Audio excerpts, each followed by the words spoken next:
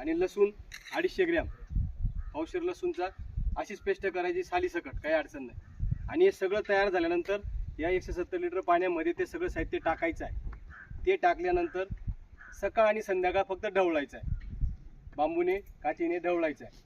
सकाळी 15-20 मिनटं, संध्याकाळी 15-20 मिनटं. याला सावलीमध्ये बारदानाने झाकून ठेवायचं, याला उन्हामध्ये ठेवायचं नाही. साधारणतः 21 दिवस, 3 आठवडे ते 4 आठवडे म्हणजे 1 महिन्यापर्यंत याच्यातला सगळा दशपर्णी अर्क हा अतिशय उत्कृष्टपणे तयार होतो. या वनस्पतींमध्ये, त्या मिरचीमध्ये लसणाचा सगळा अर्क या पाण्यामध्ये उतरतो. ते एकदम निळसर पाणी होऊन जातं, म्हणजे हिरव्या रंगाचं पूर्ण एकदम असं कडवट.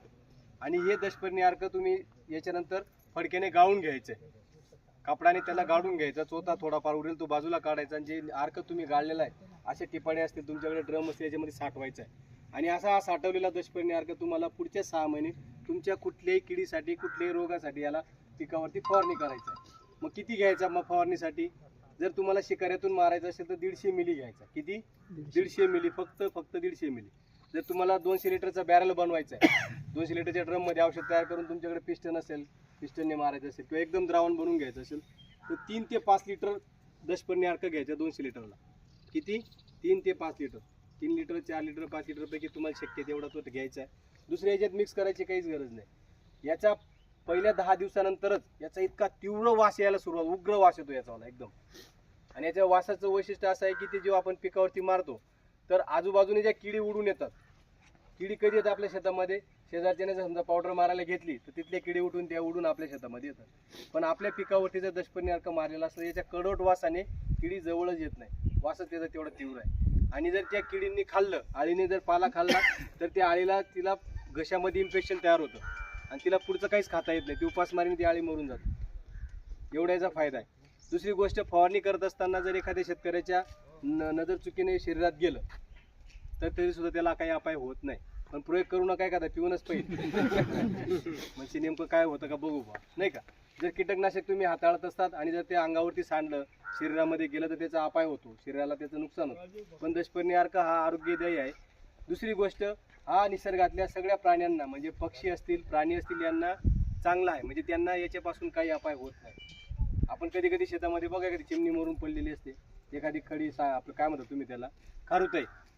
कशामुळं? आपण फवारणी केली आणि तिने नेमकं एखादं फळ खाल्लं, एखादं वांगं खाल्लं, तर कधी कधी तिला विषबाधा होते. पण या दशपर्णी अर्क हा पर्यावरण पूरक आहे, याच्याने निसर्गातल्या कुठल्या प्राणीला, पक्ष्याला काही अडथळा निर्माण होत नाही. कराल सगळेजण तयार?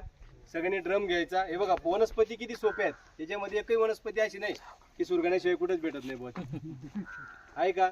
सगळ्या सोप्या वनस्पती तुमच्या आजूबाजूला आहे, फक्त त्याचं तंत्र शुद्ध आपल्याला माहित पाहिजे की या आहेत, या घ्यायच्या आणि आपल्याला त्याच्यामध्ये सडवायचे. कराल सगळेजण? नक्की वापरायचं ना. वापरायचं प्रमाण बघा, मी सांगितलं शिकाऱ्याला 150 मिली वापरायचं आहे. जर तुम्हाला 200 लिटरचं बॅरल बनवायचं असेल तर 3 ते 5 लिटर घ्यायचं आहे. 100 लिटरचाच वापर करा. 100 लिटर मध्ये बनवायचं असेल तर 2.5 लिटर टाकायचं. आलं लक्षात? दळून घ्यायचा आणि डाय स्प्रे करायचा. तुम्ही याची ड्रेंचिंग करू शकतात, तुम्ही याची स्प्रे घेऊ शकतात, तुम्ही आंब्यावर, मोहरावर मारू शकतात, तुम्ही कुठल्याही किडीवर, कुठल्याही रोगावर याला मारता येतो. दशपर्णी अर्क हे निसर्गातलं एक चांगलं कीटकनाशक तुम्हाला. आणि एकदा तुम्ही वापरायला सुरुवात केली ना, तुम्हाला मी सांगून देतो की तुम्हाला कुठलंही कीटकनाशक घ्यायची गरज नाही. असंच नाही की तुम्ही नैसर्गिक करणार आहे, आपल्याच तेवढ्याच प्लॉटला मारायचंय, सगळ्या पिकावर तुम्ही याचा वापर करा. आता ग्रुपने तयार करा, 10 लोक एकत्र या, त्यांनी एका ठिकाणी तयार करा, अजून 10 लोक या, त्यांनी एका ठिकाणी तयार करा. सोपं आहे का नाही? म्हणजे 200 लिटर आहे ना, म्हणून तर तुम्ही 5-5, 10-10 लिटर प्रत्येकाने वाटून घ्या आणि 6 महिने तुम्हाला वापरायचं आहे. म्हणजे एक हंगाम तुमचा निघूनच जातो. कुठलंच पीक 6 महिन्यापेक्षा जास्त नाही, 4 महिन्यात तुमचं पीक निघतं. परत तुम्ही अजून पुढच्या याला तयार करून घ्या सीझन. आणि समजा तुम्हाला दशपर्णी अर्क तुम्हाला सांगितला, यासारखा ब्रह्मास्त्र, निमास्त्र, असे 2 अग्निअस्त्र, असे 2-3 औषध आहेत. त्यासाठी तुम्हाला एवढे महिनाभर सडवायची गरज नाही.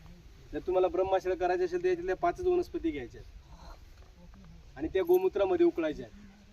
मग कोणत्या घ्यायच्या तुम्हाला? त्याच्यामध्ये कडुलिंब लागेल, सीताफळ लागेल, त्याच्यानंतर पपई लागेल, पेरू एक आहे त्याच्यामध्ये.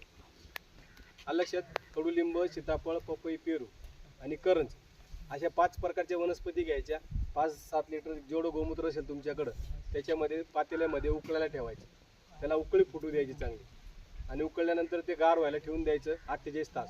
तिसऱ्या दिवशी तुम्हाला ते शिकाऱ्यामध्ये स्प्रे घ्यायचं, भरून त्याचा स्प्रे घ्यायचा आहे.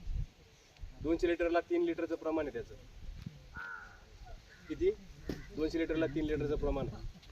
बस तेवढंच ब्रह्मास्त्र तुम्ही तयार करून लगेच आज तुम्ही विचार केला तर तुम्ही रात्रीतून तयार करू शकता. 2 दिवसांनी त्याचा वापर करू शकता.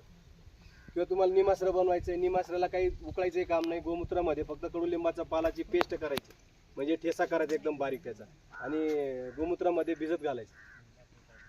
2-3 दिवस त्याला भिजत घालायचं. नंतर त्याचा अर्क गाळून घ्यायचा आणि डायरेक्ट स्प्रे घ्यायचा. तरी त्याचा सुद्धा चांगला इफेक्ट मग. आग्नेयास्त्र तयार करायचं असेल तर तुम्हाला हिरवी मिरची लसूण हे लागतं. हिरवी मिरची लसूण पेस्ट बनवून घ्यायची आग्नेयास्त्रासाठी, आणि ते गोमूत्रामध्ये उकळून घ्यायचं ते सुद्धा. आणि उकळून घेतल्यानंतर 2 दिवस गार झाल्यानंतर तिसऱ्या दिवशी त्याचा स्प्रे घ्यायचा. म्हणजे अशा सोप्या वनस्पती की ज्याच्यासाठी कुठं बाजारात जायचं काम नाही, 2 पैसे खर्च करायचं काम नाही, आणि आरोग्याला चांगल्या असणाऱ्याच गोष्टी आपल्याला नैसर्गिक शेतीमध्ये वापरायच्या आहेत. सगळ्यांनी याचा अवलंब करा आणि तुम्ही सगळेजण कराल अशी मी आशा बाळगतो. आणि पुढच्या वेळेला परत सगळ्यांना अजून इतर लोकांना जमा करून आपण असाच कार्यक्रम घेऊया. धन्यवाद. अजून कोणाची काही शंका आहे? नाही, ठीक आहे.